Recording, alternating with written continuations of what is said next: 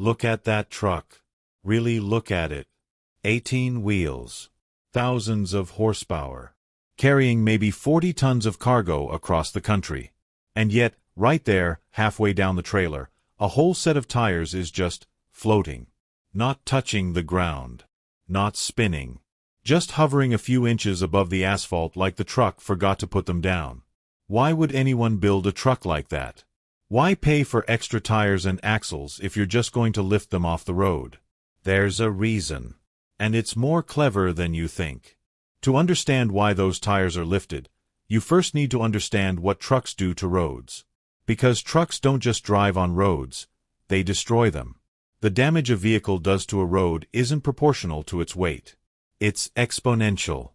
The relationship is governed by something called the Fourth Power Law, a discovery made by the American Association of State Highway Officials in the 1950s. What it says, in plain terms, is this: if you double the weight on an axle, you don't double the road damage. You increase it by 16 times. 16 times. This is why every country in the world has laws limiting how much weight can be placed on any single axle. In the United States, federal law caps axle weight at 20,000 pounds for a single axle and 34,000 pounds for a tandem axle pair. These aren't suggestions. Violating them means massive fines and your truck pulled off the road entirely. So here's the problem trucking companies face. A fully loaded 18-wheeler can weigh 80,000 pounds or more. That weight has to be distributed across multiple axles to stay within legal limits per axle. When the truck is empty or lightly loaded, you don't need all those axles. But they're still there, attached to the truck, creating drag, burning extra fuel, and wearing out tires unnecessarily. The solution: lift them up. Not all floating tires are the same. There are actually 3 distinct configurations, each designed for a slightly different purpose. The first is the tag axle, which sits behind the drive axles at the very rear of the truck. Tag axles are the most common type you'll see. When lowered, they add carrying capacity and distribute weight toward the back end of the vehicle. The second is the pusher axle, which is positioned in front of the drive axles. These are used when the cargo is heavy and concentrated toward the front of the trailer. By lowering the pusher axle, the driver can shift some of that forward weight load off the steering axle, improving control and reducing wear on the front tires. The third type is the steer axle lift, found on some specialized heavy-haul trucks.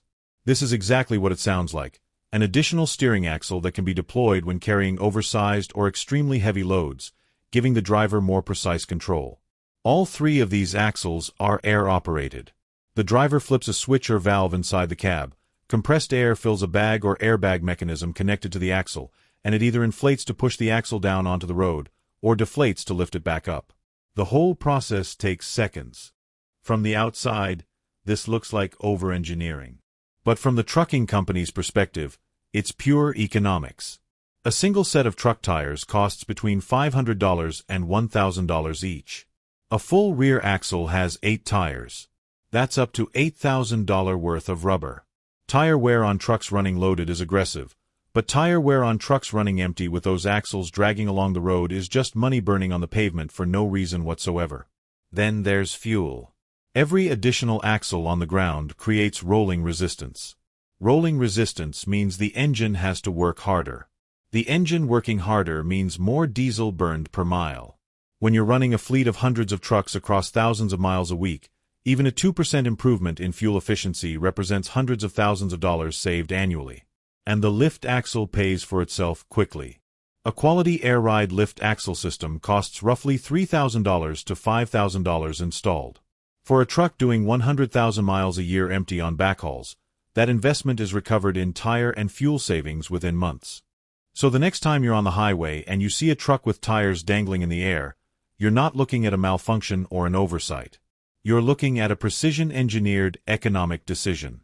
A driver making a calculated call about weight, road laws, fuel costs, and tire wear, all optimized in real time based on what's in that trailer.